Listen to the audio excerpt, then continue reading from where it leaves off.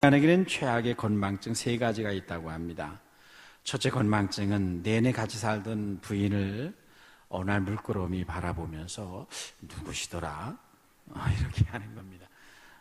밥을 먹다가 아내의 얼굴을 물끄러미 바라보면서 뉘시죠? 이렇게 묻는 건망증, 이게 첫 번째 심각한 건망증입니다. 두 번째 건망증은 어느 날 갑자기 거울 속에 자신을 물끄러미 바라보다가 내가 누구지? 내가 누구더라? 자신이 누구인가를 잊어버리는 건망증입니다. 이게 두 번째 매우 심각한 건망증입니다. 세 번째로 가장 심각하고 무서운 건망증은 하나님을 잊어버리는 건망증입니다. 하나님이 누구지? 하나님이 어디 있어? 하나님이 언제 나를 사랑하셨지? 이렇게 딴전을 부리는 건망증은 가장 심각한 최악의 건망증이라고 합니다. 이것은 잘못하면 지옥 갈 수 있는 건망증인데요. 정신대 박윤선 박사는 이것을 가리켜 악한 건망증이라 그렇게 말을 했습니다. 사람이 언제 하나님을 잊어버리는, 다른 것은 잊어버릴 수 있으나 하나님을 잊어버리면 이게 심각한 문제가 되는데요. 우리가 언제 이런 하나님과 그분의 은혜를 잊어버리는 악한 건망증에 걸리는가? 성경에 보면 주로 세 가지 경우에 여기에 걸립니다. 첫째는 먹어서 배부르고 아름다운 집에 거하게 될 때입니다. 12절 말씀에 내가 먹어서 배부르고 아름다운 집을 짓고 거주하게 되며 또 내가 풍족하게 될 때에 그때 하나님을 잊지 않도록 조심하라는 것입니다. 사람이 대부분 언제 하나님과 하나님의 은혜를 잊어버리게 되냐 하면 풍요와 번영 속에서 하나님을 잊어버립니다. 가난과 질병과 어려움 속에 살 때는 하나님을 생명처럼 붙잡다가 건강하게 되고 풍요롭게 되고 번영 그리고 넓은 집에서 평안하게 살게 되면 그때부터 하나님을 잊어버리게 됩니다. 둘째는 사람이 교만하게 됨으로 이 건망증에 걸려서 하나님을 잊게 됩니다. 오늘 본문 14절 말씀 보면 네 마음이 교만하여 네 하나님 여호와를 잊어버릴까 염려하노라고 했습니다. 사람이 교만하면 하나님을 잊어버리고 모든 것이 자기의 능력으로 된 줄로 착각합니다. 자기 힘으로 성공한 줄 알아요? 내 능력, 내 손의 힘, 오늘 성경에 나와 있는 대로 그렇게 말합니다. 그래서 성공의 자리에서 하나님을 잊어버리고 승리의 자리에서 하나님을 등지게 됩니다. 교만 때문입니다. 세 번째는 시련과 고통 속에서 인간은 하나님을 잊어버리게 됩니다. 시련과 고난이 오래 계속되면 사람들은 점차 하나님이 어디 계신 것이냐? 하나님이 나를 사랑하시는가? 하나님이 언제 나를 사랑했느냐? 이렇게 말하며 하나님 앞을 떠나 가인처럼 도망을 가게 됩니다. 여러분, 오늘 우리는 추수감사절을 맞이해서 그동안 우리가 하나님을 잊고 살진 않았는가? 하나님의 은혜를 잊고 살아온 것은 아닌가를 생각해 보아야 됩니다. 나름대로 우리가 하나님 열심히 섬기고 예배한다고 했지만 사실은 우리의 예배와 섬김과 우리의 생활 속에서 진정한 하나님께 대한 감사와 날마다 하나님의 눈길을 의식하며 살지 못한 채 예수님을 자기 집에 초청해 놓고도 그 마음에 감사와 사랑이 없어서 발 씻을 물조차 내주지 않았던 바리새인 시몬과 같이 그런 식으로 우리의 삶을 살고 있지 않는가를 우리는 살펴봐야 됩니다. 내가 나도 모르게 내 힘, 내 능력으로 살아온 것처럼 잘 되면 교만하고 뭐가 좀 안 되면 낙심하고 또 하나님께 인색하며 때로는 하나님의 사랑을 의심하며 살아온 것은 아닌가. 우리가 추수감사절을 맞이해서 이런 것들을 살펴봐야 됩니다. 신명기서는 이스라엘이 광야 40년의 생활을 청산하고 이제 드디어 광야 세대가 가나안 땅을 향해 들어가기 직전에 모압 평지에서 모세가 이스라엘 백성을 다시 한번 모아놓고 지난날 하나님께서 그들에게 주신 하나님의 율법의 말씀을, 계명을 다시 한번 선포하고 그 말씀을 교훈한 내용이 신명기서입니다. 이 신명기서의 핵심 단어는, 키워드는 기억하라는 것입니다. 너희는 기억하라. 무엇을 기억할까요? 하나님을 기억해야 되고 하나님의 은혜를 기억해야 되고 그분의 명령을 기억하고 지난날에 쓰디쓴 광야 생활에 가져다준 하나님의 교훈이 무엇인가를 기억해야 됩니다. 오늘 본문은 첫 번째로 우리에게 너의 하나님을 기억하라는 명령을 하고 있습니다. 이제 그들은 40년 동안의 광야 생활을 청산하고 그들이 오랜 세월 동안 꿈에 그리던 가나안 복지에 들어가게 되어 있습니다. 그들이 들어갈 가나안 땅은 이제까지 걸어온 광야 40년의 모래만 휘날리는 그런 광야와는 비교할 수 없이 풍요롭고 매혹적인 곳입니다. 시내가 있고 분촌이 있고 산지가 있고 하늘에서 내리는 이른 비와 늦은 비가 있고 풍성한 곡식과 그리고 과일이 있습니다. 젖과 꿀이 흐르는 아름다운 땅입니다. 그러나 그 땅이 풍요롭고 아름답고 그리고 하늘에서 내리는 비가 있는 땅이지만 동시에 이 가나안 땅은 그들이 지금까지 지나온 광야와는 비교할 수 없는 유혹과 죄악들이 가득합니다. 그 땅에는 수많은 우상과 이방 신전들과 이방 여인들, 온갖 유혹과 죄악들이 이 가나안 땅에 가득했습니다. 그래서 그들은 가나안에 들어가서 모든 것이 풍족해지고 평안하고 이제 집을 짓고 살게 되면 하나님을 잊어버릴 가능성이 매우 많았습니다. 하나님의 은혜를 잊어버리고 지난날 광야 40년 동안 하나님이 끊임없이 가르치고 훈련했던 하나님의 교훈들을 잊어버릴 위험성이 그들에게 매우 많았습니다. 그래서 하나님 그들을 모아 평지에 다시 모아놓고 다시 한번 그들에게 경고하는 말씀이 너희는 너희 하나님을 기억하라. 너희가 가나안 땅에 들어간 수많은 위험과 유혹과 죄악에 그리고 수많은 이방 신전을 대하게 될 터인데 그때 너희는 언제나 네 하나님을 기억해야 된다. 너희가 평안해질 때 잘 살게 될 때 너희 하나님을 잊어버리지 아니하도록 너희는 네 하나님을 기억하라. 이것이 끊임없이 신명기에서 반복되는 말씀입니다. 여러분 그들의 삶에서 그들의 삶이 변화가 주어질 때 그들은 그들의 하나님을 기억해야 합니다. 그들의 지난 과거 속에는 하나님이 계셨습니다. 그들이 걸어온 지난 광야의 모든 길에는 언제나 한결같이 하나님이 그들 곁에 우뚝 서 있었습니다. 애굽의 10가지 재앙이 퍼부어질 때도 하나님은 이스라엘 백성과 함께 계셨습니다. 홍해바다 앞에서 그들의 앞길이 가로막히고 절망과 좌절 속에서 울부짖을 때 사실 그때 하나님은 그들과 함께 계셨습니다. 그들이 마라의 쓴물을 마시고 울부짖을 때 광야의 목마름에 시달리며 불평을 말할 때 아말렉과의 전쟁의 날에도 불타는 광야길을 걸어갈 때도 언제나 그들 안에는 하나님이 계셨습니다. 그들 앞에서 하나님이 행하셨고 그들의 배후에서 모든 위험을 막아주셨고 그들의 중심에 하나님이 들어오셔서 그들을 보호하시고 그들의 모든 필요를 하나님이 낱낱이 채워주셨습니다. 이스라엘의 과거에는 하나님이 계셨습니다. 이스라엘이 기억할 것은 그것입니다. 내 인생의 과거에는 하나님이 계셨다. 이스라엘은 광야를 혼자 걸어온 것이 아니었습니다. 언제나 그들 곁에 하나님이 계셔서 모든 위험과 목마르고 위험한 불뱀과 전가리는 땅, 홍해바다가 가로막히는 땅, 그 모든 땅을 지날 때 전능하신 하나님이 그들과 함께 계셨고 어느 한순간도 하나님이 그들을 버리거나 떠나거나 그들이 여러 가지 허물이 많다고 포기한 일이 단 한순간도 없었단 말이죠. 이스라엘은 가나안 땅에 들어가서 할 때 이것을 반드시 기억해야 했습니다. 여러분이 지나온 과거 속에는 누가 계십니까? 지난 10년, 20년 전에 여러분의 곁에는 누가 있었습니까? 아니 앞으로 미래를 향해 나가서 10년 후의 여러분의 미래 속에는 아니 20년, 50년 후의 여러분의 미래 속에는 그때 누가 계시겠습니까? 영원하신 하나님, 신실하신 하나님이 여러분 곁에 변함없이 계실 것입니다. 지난날 여러분 곁에 계셨던 여러분의 과거 속에 계셨던 우리 하나님은 여러분의 미래 속에도 변함없이 한결같은 모습으로 여러분과 함께 계실 줄로 믿습니다. 그 하나님이 계심으로 그들의 과거의 삶은 과거에 걸어온 광야는 기적의 장소가 되었고 은총의 장소가 되었습니다.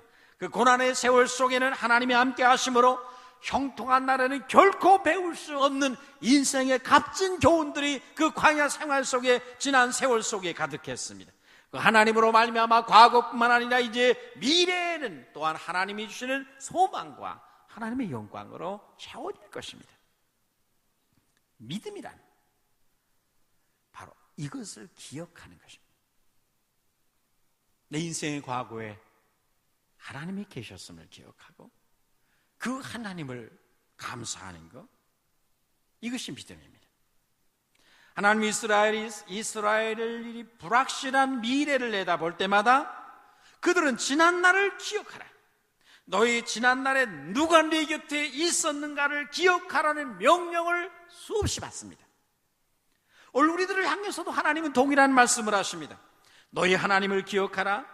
내 인생의 새로운 환경이 시작되고 내 인생에 경험하지 못한 새로운 일들이 일어나고 내 인생의 불확실한 미래가 펼쳐질 때 너는 지난날 내 인생의 과거에 계셨던 너의 하나님을 기억해야 된다는 것입니다.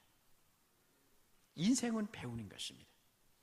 지난날에 내 인생의 뒤안길에 계신 하나님과 그분이 베푸신 은혜들을 기억하며 그분의 지난날 힘들고 어려웠던 세월 속에서 내게 주신 교훈이 무엇인가를 지난 역사 속에서 배우는 것입니다.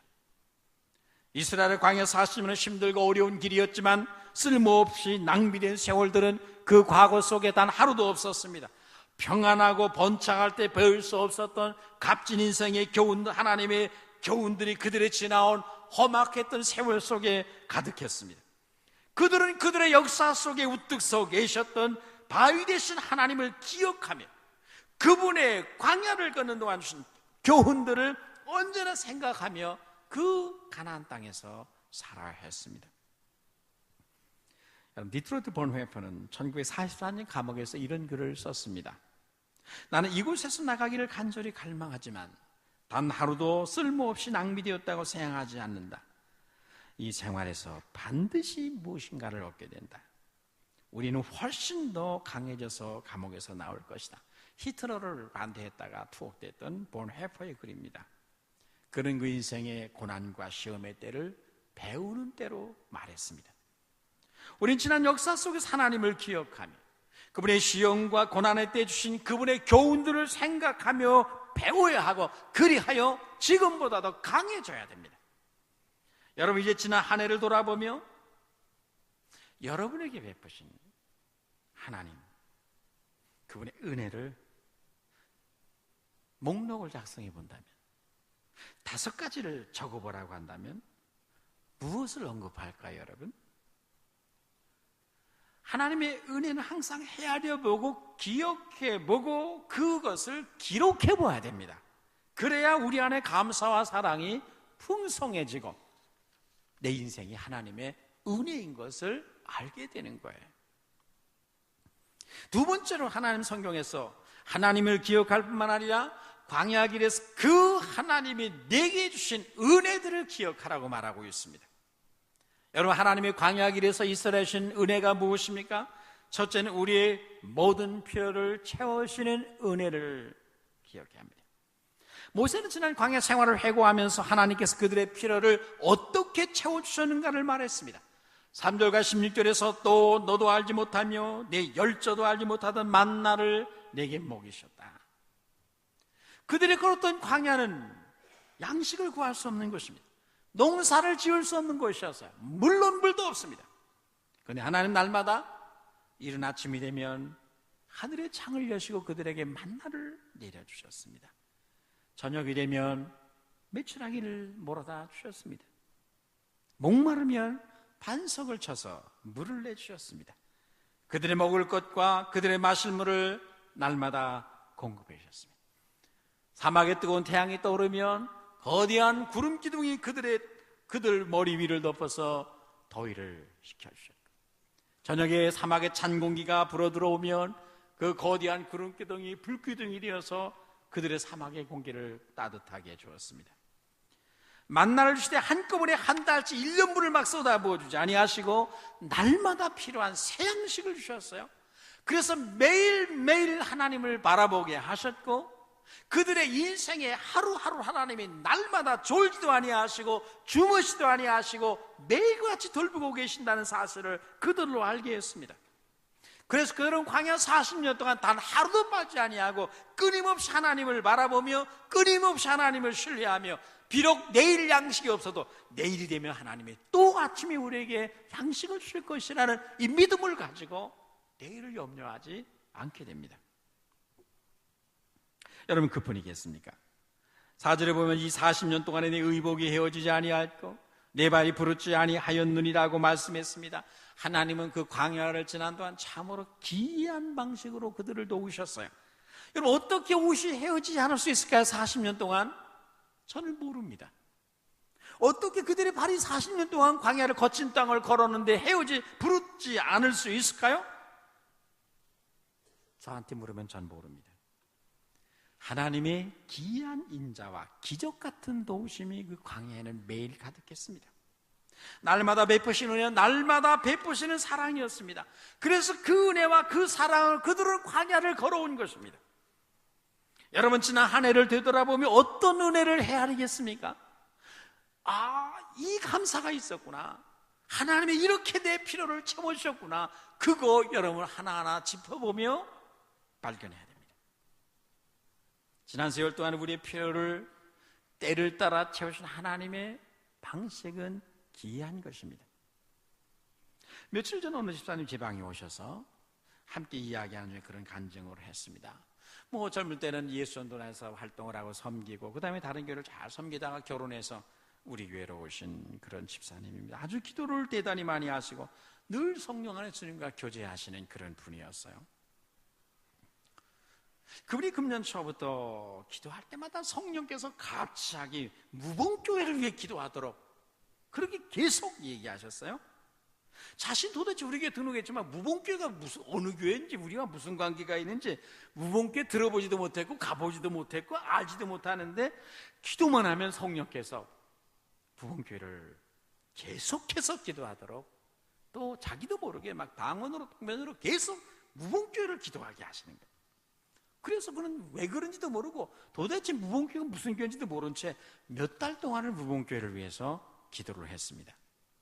그런데 어느 주일 아침에 제가 설교 중에 우리 건축비 잔금을 처리하지 못해서 고민 중에 있을 때, 무봉교회 우리가 파송한 목사님과 장로님이 그 교회가 자기 교회 건축하려고 모아놨던 건축헌금을 가지고 와서 우선 이것을 쓰시라고 해서, 어떻게 우리가 시골교회 건축비를 쓰겠냐라고 돌려보내도 아닙니다, 끝까지 일단 이것을 먼저 쓰시라고 해서 받았다는 말을, 제가 하는 말을 듣고 이 사람이 너무 깜짝 놀라고, 와, 우리 하나님이 너무너무 귀하다, 어떻게 몇 달 동안 나에게, 왜 무봉교회가 도대체 어떤 교회인가, 무봉교회 알지도 못하는데 계속해서 무봉교회 얘기가 자기 입에서 나오고 방언 통변이 나올 때마다 막 무봉교회를 위해서 막 끊임없이 하나님이 기도를 시켰는데, 그래서 무봉교회를 하나님이 위해서 기도하라고 하셨구나, 그것을 생각하니까 우리 하나님 너무너무 귀하다, 너무 신기하다. 하나님이 일하는 방식이 어떻게 이런 방식으로 우리의 필요를 하나님이 채우시는가.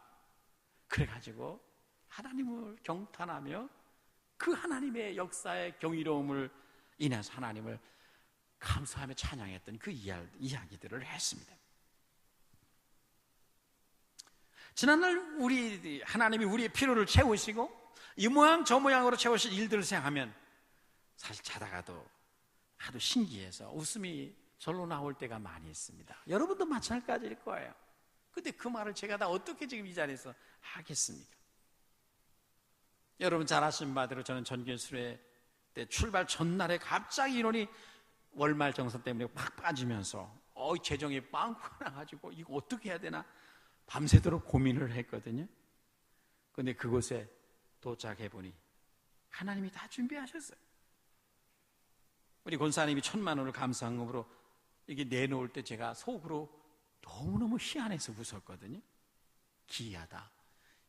참 하나님 기이하다. 어찌 이렇게 우리의 필요를 아시고 채우시는가.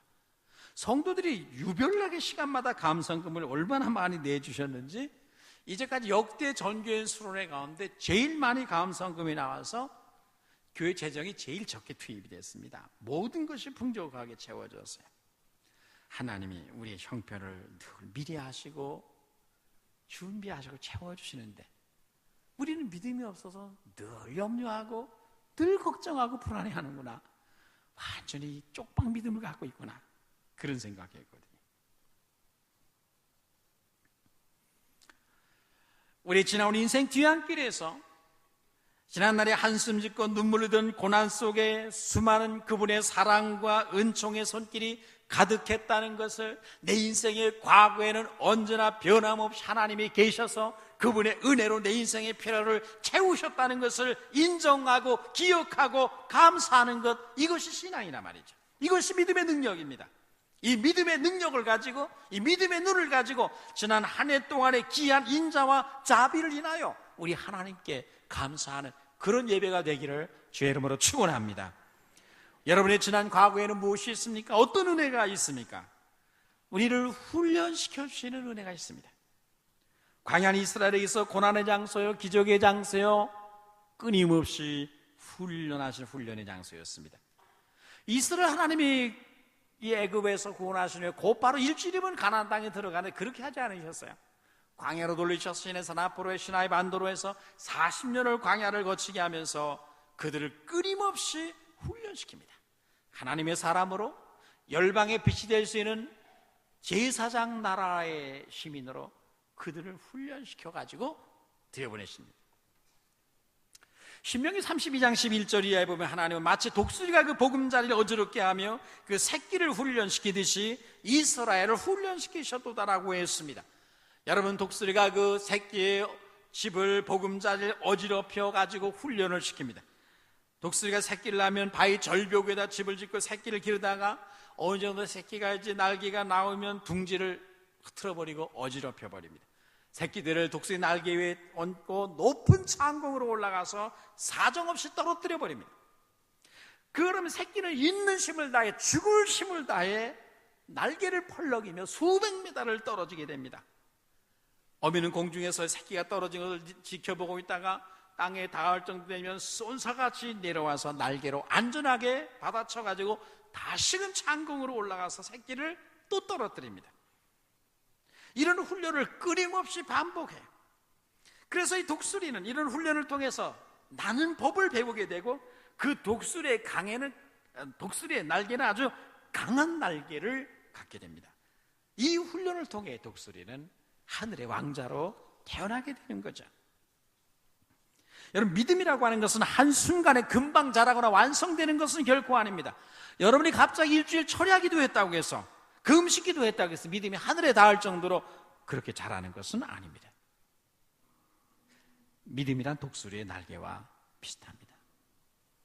날개에 힘이 생기려면 시간이 필요하고 연단이 필요하듯이, 믿음이 역시 강한 힘을 가지려면 시간과 연단이 있어야 합니다. 그래서 하나님 우리들을 구원하신 후에 이 땅에 어느 정도 두시면서 우리를 훈련을 시키는 거거든요. 때로는 역경에 처하게 하시고, 때로는 실패를 경험하게 하기도 하시고, 때로는 낭패와 실망을 다 눈물 짓게도 하시고, 때로는 우리의 삶의 보금자리를 어지럽히게 함으로 말미암아, 때로는 기도 응답을 지연시킴으로 하나님의 뜻과 때와 방법을 기다리는 이 기다림의 훈련을 하나님이 시키십니다. 이런 곤경에서 허우적거리는 동안에 우리의 믿음의 날개가 점차 강력하게 힘을 얻게 되고 믿음의 근육이 점점 강화해지게 됩니다. 그래서 인생의 험한 역경을 통과한 사람일수록 그 믿음의 정금 같은 믿음으로, 그 태산을 옮길 만한 믿음으로 연단되는 거죠. 하나님은 우리의 아버지십니다. 아버지가 자식을 훈련해서 세상에 보내듯이 하나님 아버지는 우리를 훈련하십니다. 아말렉과의 전쟁에서 우리가 영적인 싸움을, 이방 세력과의 영적 싸움을 어떻게 싸워하는 법을 훈련시킵니다. 만나를 통해서 매일매일 하나님을 신뢰하는 법을 가르칩니다. 저 같으면 1년치 양식 한꺼번에 다 줘버릴 거예요. 근데 하나님 그렇게 하지 아니하시고 매일 일용할 양식만을 주십니다. 그러니까 날마다 하나님 바라봐야 되거든요. 내일 양식이 없어, 내일은 또 하나님이 주실 거야. 이 신뢰하는 법을 계속 훈련시키는 거예요.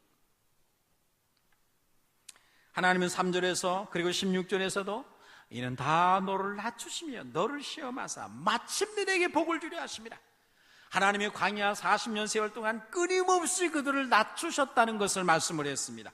끊임없이 그들의 마음이 높아지지 아니하도록, 마음이 높아지면 하나님의 은혜를 잃어버리게 되거든요. 믿음으로 성취한 능력을 마음이 교만해지면 쏟아버린단 말이죠. 그래서 그들의 이 하나님의 은혜를 끝까지 보존할 수 있도록 40년 동안 처음부터 마지막 날까지 끊임없이 훈련시켰던 것이 겸손케 되는 훈련이었습니다. 그래서 마침내 그들이 복을 받고 온 열방에 하나님의 구원과 복을 전달하는 제사장 나라가 되도록 그들을 훈련했습니다. 세 번째로 광야에서 얻은 또 다른 은혜는 징계 속에 나타나는 은혜입니다.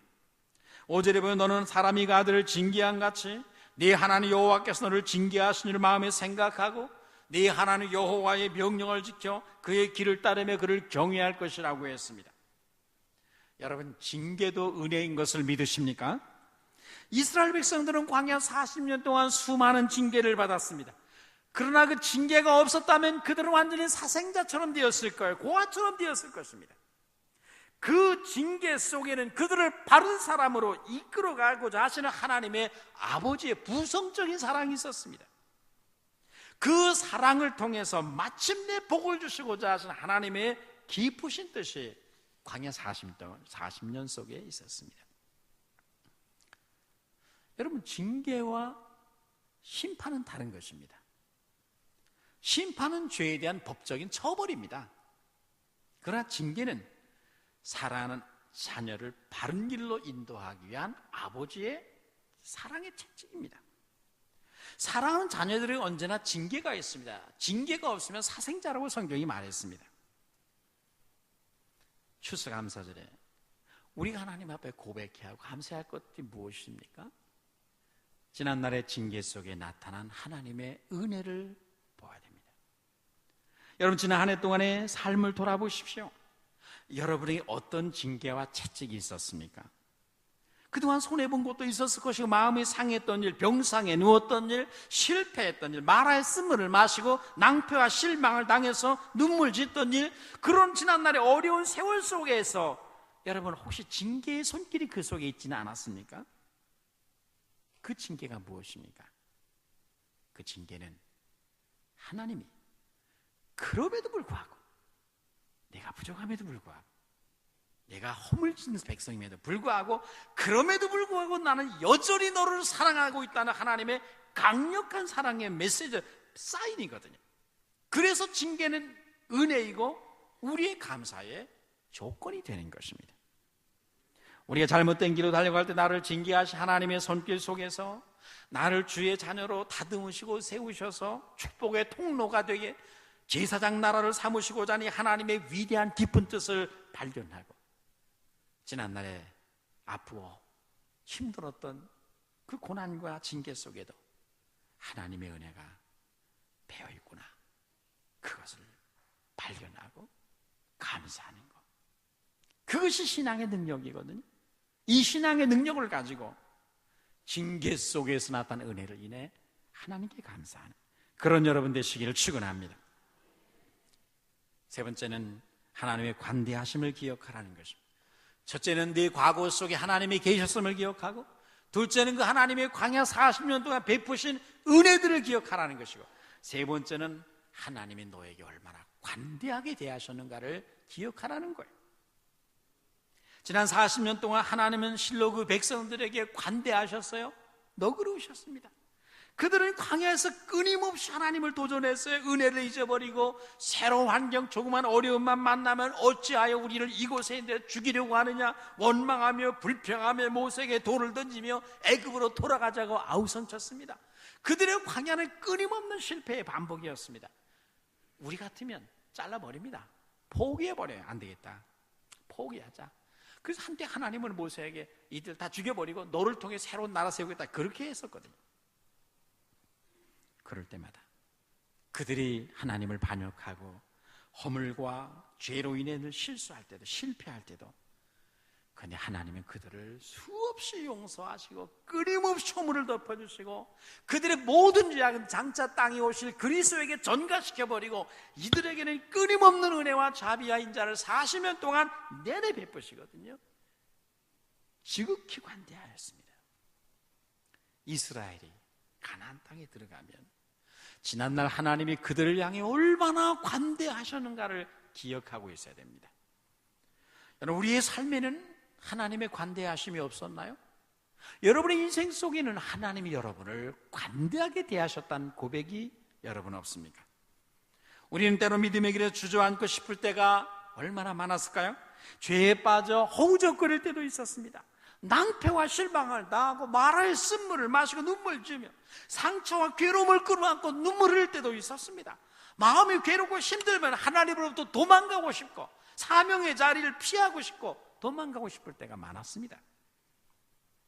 그러나 그때마다 하나님이 용서를 손에 들고 사랑으로 우리를 추적하고 마침내 크신 손으로 우리를 붙잡아 주셨습니다. 우리의 수많은 허물과 실수를 한량없이 용서해 주셨습니다. 그분의 인자는 실로 끝이 없었고 그분의 자비는 무궁하셨습니다. 이것이 여러분의 고백이 되기를 주의 이름으로 축원합니다. 어떤 집사님 지방에 오셔서 지난 세월을 돌아보니 자신이 정말 열심히 주님을 섬겼다고 했는데 이제 와서 기도하다 생각해보니까 온 마음을 다하고 뜻을 다 정말 주님 사랑하는 마음 가지고 섬긴 연수가 손가락 안에도 꼽을 수가 없더래요. 너무 죄송하고 너무 송구스러워서 회개를 했다는 말을 이렇게 하시는, 제가 그 말을 이렇게 들으면서 나는 교육자 생활을 35년 동안 목사 생활을 하면서 그동안 내가 온 마음과 뜻과 힘을 다해 목숨을 다해 최선을 다해 주님을 받들었던 날들이, 그런 해가 나는 5손가락커녕 3손가락도 안 들어가네, 3손가락도 꼽을 수가 없네, 그런 생각이 속에서 이렇게 생각이 났습니다. 너무 송구스럽고 너무 죄송했어요. 그런 나를 하나님이 얼마나 관대하게 대해주시고 얼마나 너그럽게 대해주시고 얼마나 많은 허물과 실수를 7번이 아니라 70번씩 7번이라도 끊임없이 덮어주시고 용서하신 그 은혜 생각하니까 하나님은 정말로 내게 후대하셨구나, 나를 후대하셨구나, 정말 하나님은 관대하게 나를 대하셨구나, 그 생각을 하게 됐어요. 새삼스럽게. 다음날 새벽에 새벽 기도 때 제가 하나님은 왜 저를 이처럼 사랑해 주시나요?